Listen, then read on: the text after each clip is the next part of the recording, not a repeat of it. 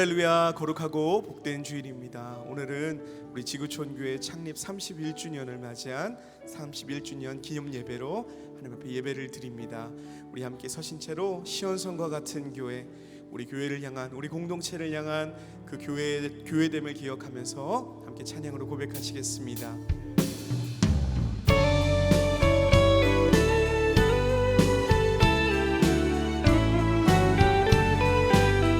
시온성과 같은 교회, 시온성과 같은 교회, 그의 영광 나눴다. 허락하신 말씀대로 주가 친히 세웠다. 반석 위에 세운 교회, 흔들자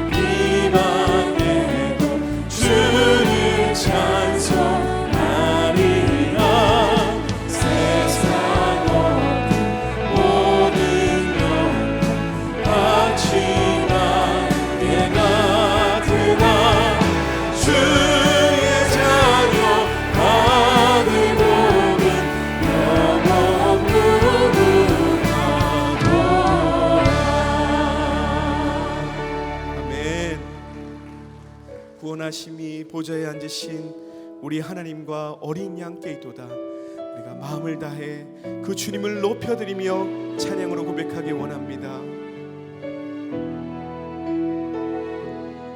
우리 보좌 앞에 모였네. 함께 주를 찬양하며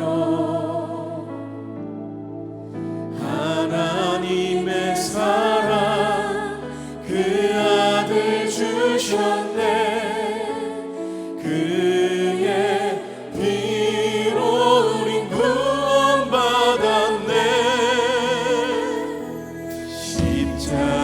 십자가에서 쏟으신 그 사랑 강같이 온 땅에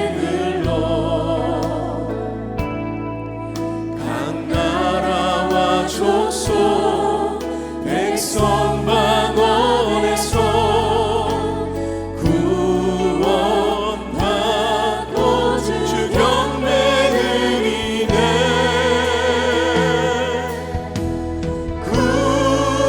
구원하심이 보좌에 앉으신 우리 하나님과 어린 양께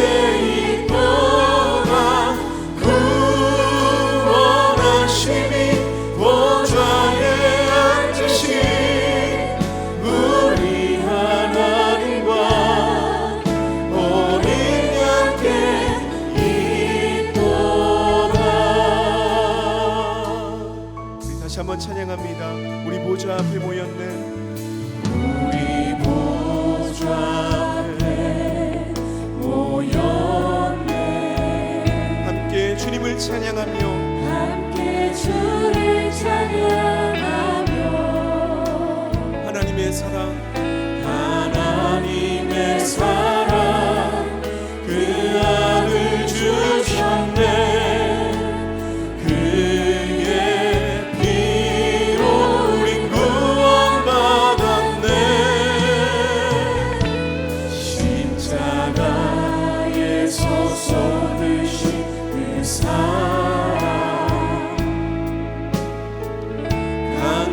다시 온 땅에 흘러 각 나라와 족속과 백성과 방언 가운데서 구원받고 주님을 경배합니다. 경배드리네. 구원하심이 보좌에 앉으신 우리 하나님과 우리 함께 있도다. 구원하심이 보좌에 앉으신 우리 하나님과 우리 함께 있도다. 구원하심이 보좌에 앉으신 구원하심이 보좌에 앉으신 우리 하나님과 우리 함께 있도다. 구원하심이 보좌에 앉으신 우리 하나님과 우리 함께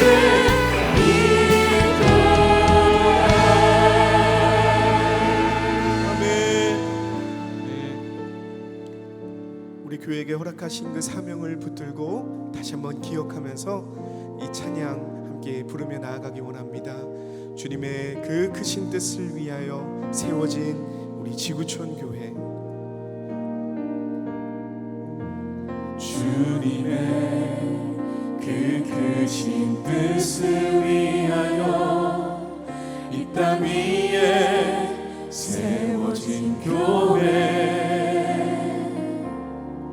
십자가의 복음으로 주의 길을 걸어가는 지구촌의 귀한 백성들, 모든 것 주님의 은혜와 감사, 주님이며 충분했던 날, 다시 주님과 새롭게 새 길을 걸어가니 하나 되어 그 뜻 이루어가니 주님 나라가 이제 임하오리니 거룩한 도면으로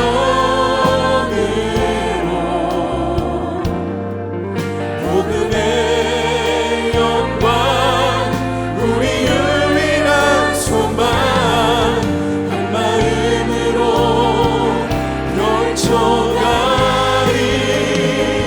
민족 치유 우리의 그 소원 쉬지 않고 기도하니 세상 변화 그 비전 삶이 되어 하나님 나라 이루어가리.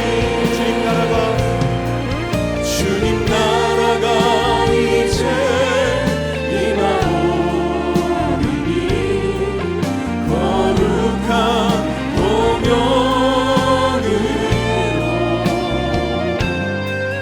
복음의 영광 우리 유일한 소망 한 마음으로 결정하리. 민족 치유 우리의 그 소원 쉬지 않고 기도하리. 세상 변화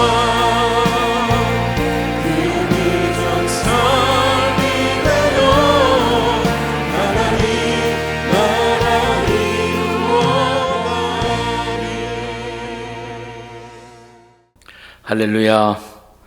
오늘은 회복의 예언 나훔 선지자에 대해서 그의 말씀을 함께 묵상하겠습니다. 나훔서 1장 15절부터 2장 2절까지가 본문의 텍스트가 되겠습니다. 타임지의 창립자인 헨리 루스가 남긴 명언 가운데 이런 말이 있습니다. 좋은 소식은 뉴스가 아니다. 나쁜 소식이 뉴스다. Good news is not news. Bad news is news. 그 결과로 세상은 언론에 의해서 나쁜 소식으로 도배되는 그런 세상이 되었습니다. 만일 오늘 언론이 다루는 기독교에 대한 모든 나쁜 뉴스를 모은다면 기독교는 이 세상에 존재할 이유가 없는 악한 공동체가 될 것입니다. 하지만 우리는 언론이 다루지 않은 기독교에 대한 진정한 뉴스를 알고 있습니다. 무엇보다 기독교가 전하는 메시지를 가리켜 성경은 복음, good news라고 말합니다. 마태 복음 무슨 뜻이죠? 마태가 전하는 좋은 소식이 아닙니까? 마가복음, 마가가 전하는 좋은 소식이 아닙니까? 누가복음, 누가가 전하는 좋은 소식이 되겠지요. 요한복음, 요한이 전하는 좋은 소식입니다. 그러나 좋은 소식, 복음은 소위 신약 성경 처음에 등장하는 사복음서에만 복음의 메시지가 기록되어 있는 것은 아닙니다. 사실상 모든 성경은 복음의 증언이라고도 할 수가 있습니다. 왜냐하면 복음의 핵심이 바로 예수 그리스도이시기 때문입니다. 그리고 성경 전체는 바로 예수 그리스도에 대한 증언이기 때문입니다. 요한복음 5장 39절의 말씀을 기억하시나요? 너희가 성경에서 영생을 얻는 줄 생각하고 성경을 연구하거니와 이 성경이 곧 내게 대하여 증언하는 것이니라. 그렇습니다. 성경은 누구에 대하여 증언한다고 했습니까? 나, 곧 그리스도에 대하여 증언하고 있다는 것입니다. 예수님이 이 말씀을 하고 계실 때 예수님이 말씀하신 성경이란 당시에는 신약 성경이 없었기 때문에 구약 성경을 의미하고 있었습니다. 근데 그 구약 성경이 바로 그리스도에 대하여 증언하고 있다는 것입니다. 그렇다면 구약 성경도 당연히 영원한 생명을 주시는 구원자 예수 그리스도를 증언하는 책이고, 따라서 우리는 구약도 복음서라고 할 수가 있는 것입니다. 오늘 우리가 묵상하는 나훔서도 그렇다면 복음서라고 할 수가 있습니다. 그런데 실제로 여러분이 나훔서라는 소선지서를 읽어보시면 이 책은 니느웨라는 도성에 대한 무서운 심판의 예언으로 가득 차 있습니다. 나훔서는 요나 선지자의 말씀에 일시적으로 회개하는 반응을 보였죠. 하지만 결국 궁극적으로는 하나님의 경고를 무시하고 우상 숭배로 돌아갔고, 마침내 하나님의 심판 그리고 멸망을 피할 수 없었다는 니느웨 도성의 이야기입니다. 자, 나훔 2장 여기 8절의 말씀을 함께 같이 읽어보시겠습니다.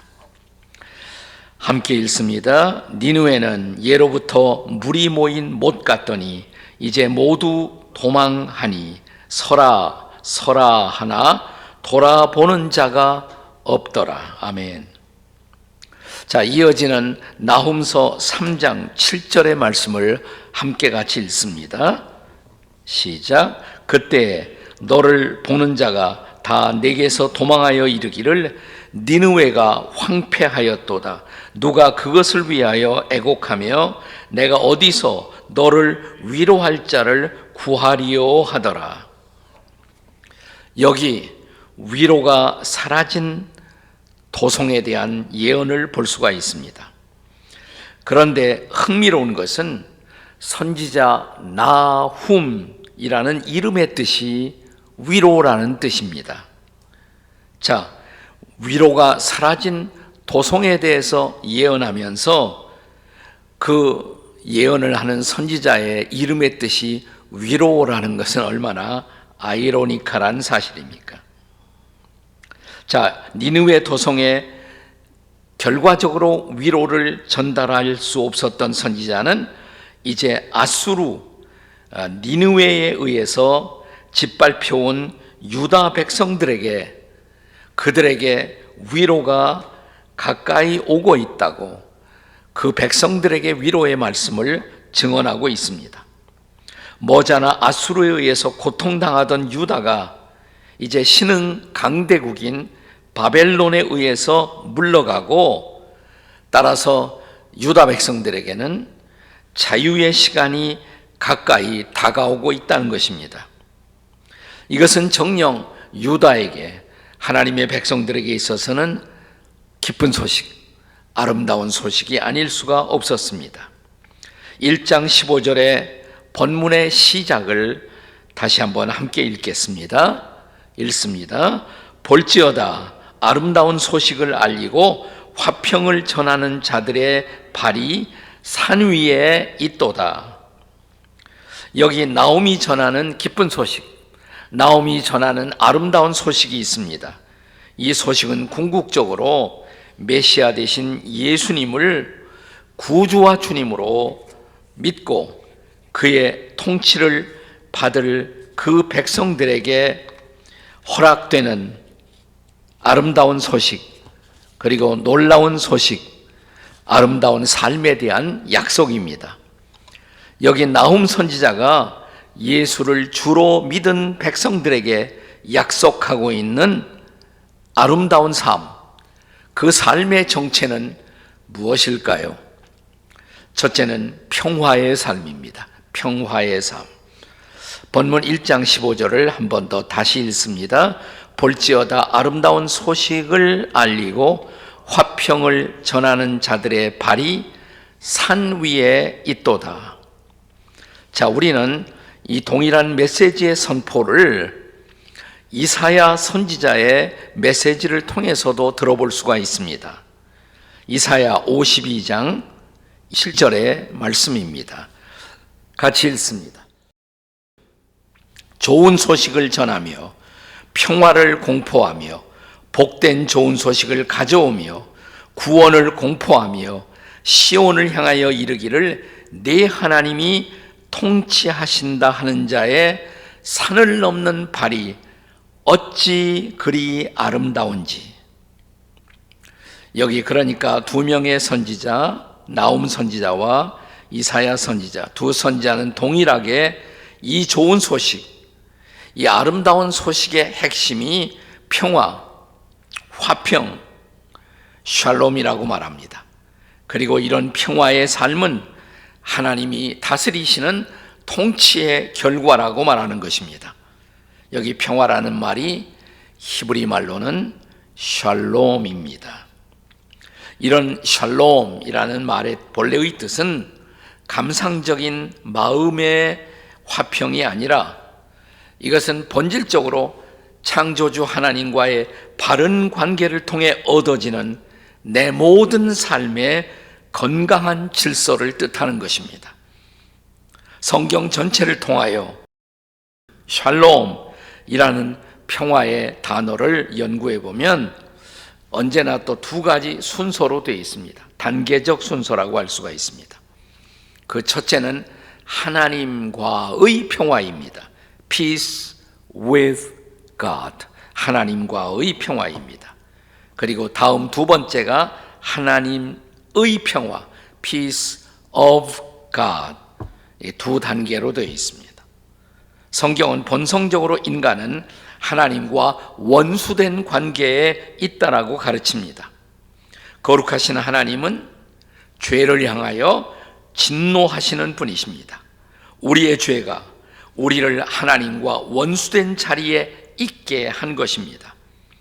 하지만 인간과 하나님 그 사이에 화목 제물 대신 예수님이 오셔서 그리스도로 오셔서 그가 우리가 받을 형벌, 우리가 받을 진노를 대신 받으심으로 우리는 이제 하나님과 화평하게 된 것입니다.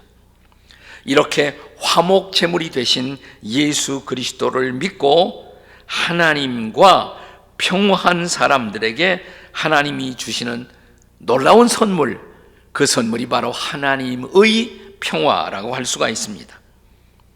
이런 하나님의 평화가 마음에 있는 사람들만이 그 평화를 이웃들과 나누며 살아갈 수가 있습니다.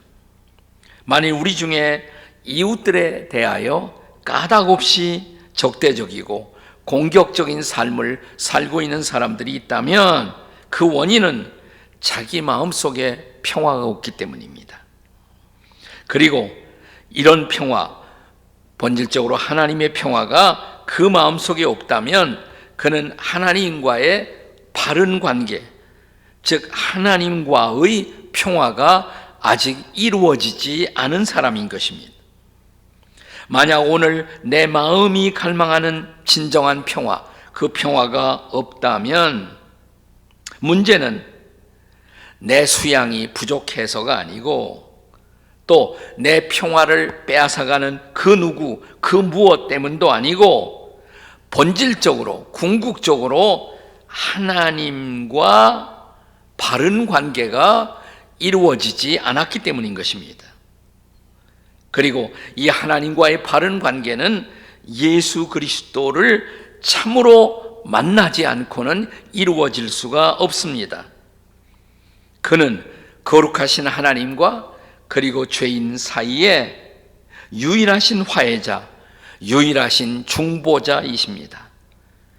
이 예수를 나의 구주와 주님으로 영접했을 때, 마음속에 믿고 받아들일 때 나는 비로소 두려움 없이 하나님을 아버지라고 부르게 되고 그 하나님의 놀라운 평화가 내 마음에 임하는 것입니다. 자, 이러한 사람들에게 주님이 요한복음 14장 27절에서 이렇게 말씀하십니다. 당신의 제아들에게 주신 약속의 말씀이죠. 우리가 잘 아는 말씀입니다. 다 같이 평안을 너희에게 끼치노니 곧 나의 평안을 너희에게 주노라. 내가 너희에게 주는 것은 세상이 주는 것과 같지 아니하니라. 너희는 마음에 근심하지도 말고 두려워하지도 말라. 아멘. 그렇습니다. 오늘 우리 모두 이런 평화의 삶을 누릴 수 있다라고 나훔 선지자는 약속합니다. 복음이 아닙니까? 아름다운 약속, 아름다운 소식이 아니겠습니까? 그렇습니다. 오늘 나훔 선지자가 예언한 평화의 삶이 여러분과 저의 삶이 되시기를 주님의 이름으로 축복합니다. 평화하십시오. 자, 옆에 사람들에게 샬롬, 평화하십시오. 인사하시겠습니다. 시작. 샬롬, 평화하십시오. 나훔 선지자가 약속하는 두 번째 삶은 축제의 삶입니다. 축제의 삶. 본문 1장 15절을 다시 보시면 유다야, 내 절기를 지키고 내 서원을 갚을지어다 라고 말합니다. 절기와 서원이라는 단어가 나와요. 그동안 유다 백성들은 소위 절기를 지킬 수 없었습니다. 그들은 끊임없이 저 북쪽의 아수르 군대 그리고 니느웨 땅에 의해서 침략을 당하고 있었던 것입니다. 그들에게 절기를 지킨다는 것은 사치한 일종의 기대였을지 모릅니다. 그런데 여기 근유수가 있습니다. 복음이 있습니다. 그것은 아름다운 소식이었습니다. 그들이 다시 절기를 지키게 된다는 것입니다. 할렐루야. 그리고 이 축제의 절기를 지키면서 앞으로 이렇게 살겠다는 소원을 하게 된다는 것입니다. 생존에 시달려온 사람들에게는 사실 소원을 할 수 있는 마음의 여유도 없습니다. 그런데 이제 소원도 하고 과거에 이미 서원한 것을 또한 다시 끄집어내고 다시 기억하며 이제는 그 약속을 지키며 살겠다고 고백하는 것입니다. 이제 바야흐로 축제가 시작됩니다. 축제의 계절이 돌아온 것입니다. 하버드 신학교의 신학자였던 하비 콕스라는 분은 인간을 가리켜서 인간은 호모 페스티브스, 축제하는 인간이다라고 말을 했습니다. 그리고 그는 기독교의 메시지가 복음일 수 있는 이유는 성경의 종교가 바로 축제의 종교이기 때문이다라는 말을 했습니다. 우리가 구약 레위기 23장 2절에서 하나님은 이렇게 말씀하십니다. 자, 레위기 23장 2절에요. 다 같이 이스라엘 자손들에게 말하여 이르되 이것이 나의 절기들이니 너희가 성회로 공포할 여호와의 절기들이니라. 여기 절기라는 단어가 계속 나오죠. 이 절기라는 말이 영어로는 feast 혹은 festival이라고 말합니다. 축제라는 뜻입니다. 구약 성경에는 7가지의 7대 절기가 나와요. 그런데 그 7대 절기를 예언적으로 묵상해 보면 이것은 장차 오실 그리스도와 다 연관되어 있습니다. 자, 7가지 절기. 첫째 유월절, 무교절, 초실절, 오순절, 나팔절, 속죄절, 마지막에 초막절. 자, 한번 그리스도와 연관해서 유대인들의 이스라엘 백성의 7대 절기를 생각해 볼까요? 유월절. 유월절의 핵심이 뭘까요? 초점은 어린 양 대신 예수 그리스도의 희생의 죽음을 우리에게 보여주고 있는 절기입니다. 무교절. 이것은 예수 그리스도의 장사 지내심, 그분의 거룩한 삶을 보여주고 있는 절기입니다. 초실절, 처음 나온 열매.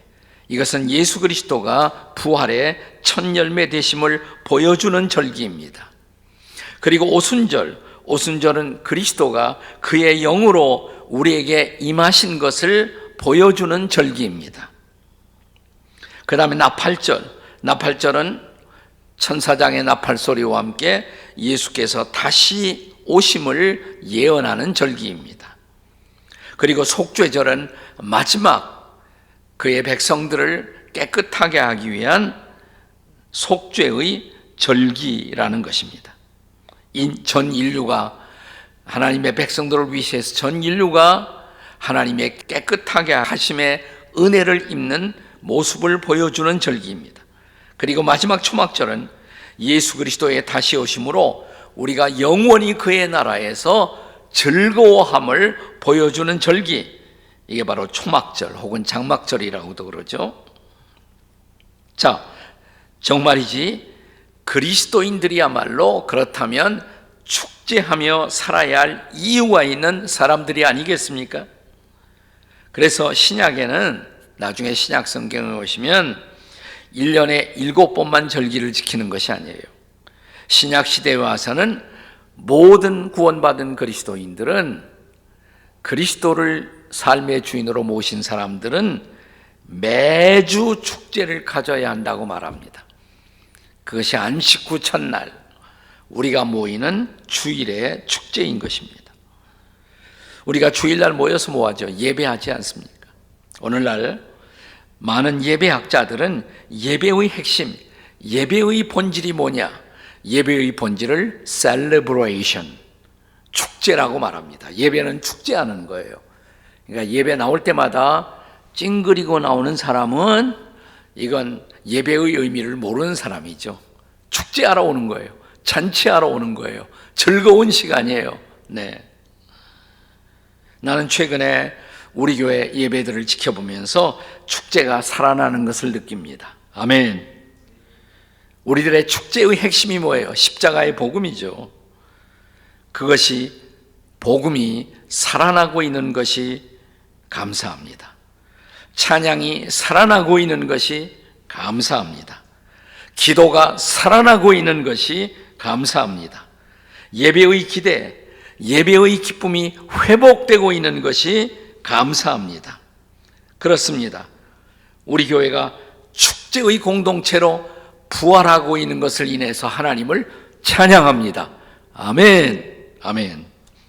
메시아가 그리스도가 우리를 다스리는 그곳에 축제의 삶이 있습니다. 이 축제를 주일마다 누리는 우리 교회 공동체가 되시기를, 그리고 주일마다 잔치하고 축제하는 기쁨으로 충만한 저와 여러분이 되시기를 주님의 이름으로 축복합니다. 아멘. 축제의 삶이에요. 마지막 세 번째로 나훔 선지자가 예언한 삶은 영광의 삶입니다. 영광의 삶. 자, 2장 1절의 말씀은 니느웨의 마지막 멸망의 순간을 예고하고 있습니다. 여기 파괴하는 자가 너를 치러 올라온다고 말합니다. 이 말씀은 이제 하나님이 바벨론을 일으켜서 이스라엘을 괴롭히던 아수르, 그 중심 세력에 있던 니느웨를 몰락시킬 것에 대하여 예언하고 있습니다. 사실 2장 1절은 문학적으로 역설적인 표현입니다.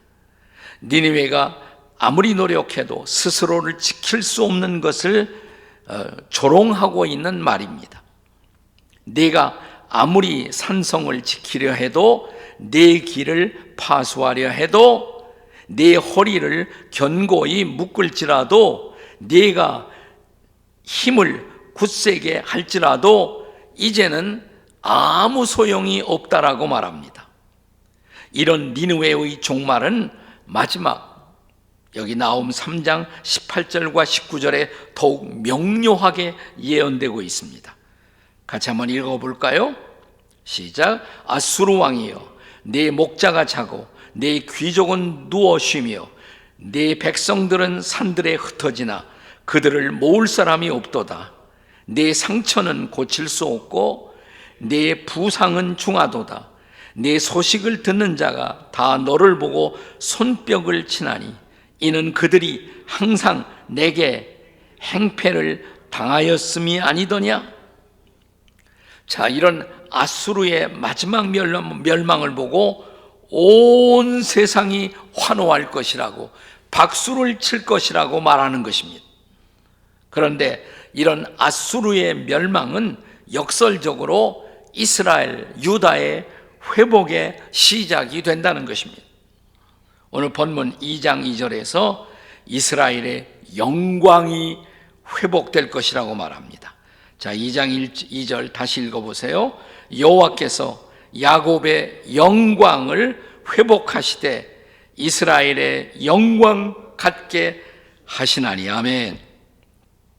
사랑하는 여러분, 과거 구약시대에 이스라엘 백성들이 가장 무서워한 것, 두려워했던 단어가 하나 있어요. 그 단어가 뭔지 아세요? 이스라엘 백성들이 제일 두려워하고 싫어했던 단어, 이카봇이라는 단어입니다. 이카봇. 그 뜻은 영광이 떠났다, 영광이 이스라엘에서 떠났다, 그런 의미입니다. 구약에 엘리라는 제사장이 있었죠. 엘리 제사장이 사역하던 때에 이스라엘이 블레셋과 전쟁에서 대패하고 3만 명의 병사를 잃어버리고 엘리도 제사장도 두 아들 홈리와 비느하스를 잃어버리게 됩니다. 죽게 됩니다. 이런 끔찍한 패배를 경험하고 있던 때 그동안 이스라엘을 영적으로 인도해 왔던 법궤 혹은 언약궤, 법궤마저 적들에게 빼앗겼다는 소식이 들려옵니다. 그런데 바로 그때 엘리 제사장의 며느리가 아기를 낳아요. 근데 아기를 해산하자마자 아기의 이름을 뭐라고 짓는 거 아니? 이카봇. 이스라엘에게서 영광이 떠났다, 이스라엘에서 영광이 떠났다 고백합니다. 그 이후에 하나님의 공동체가 흔들릴 때마다 이스라엘 백성들은 이카봇을 외치며 슬피 회개의 기도를 드리곤 했습니다. 그렇다면 사랑하는 여러분, 이카봇의 반대말은 뭘까요? 이카봇의 반대말이 있어요. 그게 바로 쉐키나라고, 쉐카이나 혹은 쉐키나, 쉐키나 한번 따라서 해보세요. 쉐키나, 쉐카이나. 네, 그건 하나님의 영광이 돌아온다는 말입니다. 하나님의 영광이라는 뜻인데 영광이 다시 돌아온다는 거예요. 구약에 에스겔서라는 책이 있지 않습니까? 이 책의 주제가 빼앗겼던 하나님의 영광이 이스라엘에 다시 돌아오는 회복을 우리에게 보여주고 있는 책입니다. 그 결정적인 구절, 에스겔 43장 2절의 말씀입니다. 에스겔 43장 2절, 저를 따라 한번 읽어보세요. 이스라엘 하나님의 영광이 동쪽에서 오는데 하나님의 음성이 많은 물소리 같고 땅은 그 영광으로 말미암아 빛나니. 아멘. 저는 최근에 우리 지구촌 교회에 이런 하나님의 영광이 회복되는 징조들을 보고 있습니다.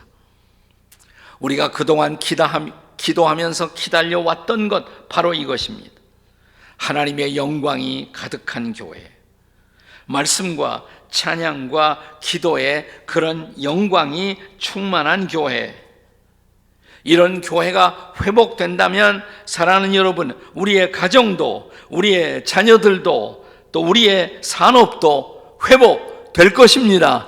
할렐루야.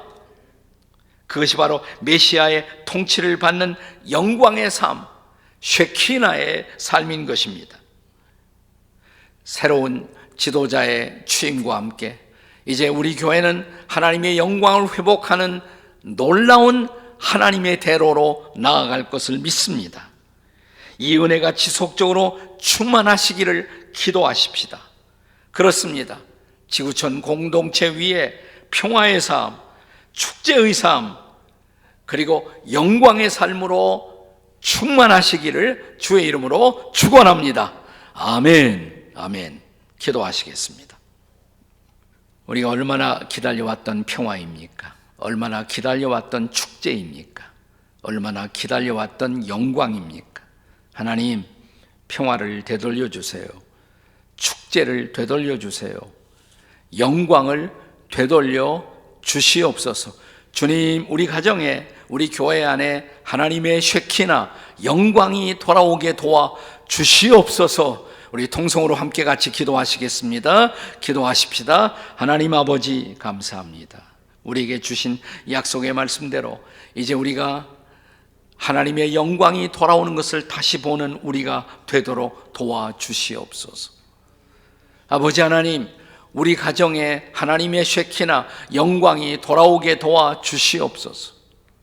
하나님 아버지, 우리의 영적 공동체 지구촌 교회 안에 하나님의 쉐키나 영광이 돌아오게 도와주시옵소서. 그리고 우리나라 대한민국에도 하나님의 쉐키나 영광이 다시 돌아오는 나라가 되게 해 주시옵소서. 예수님의 이름으로 기도합니다. 아멘, 아멘.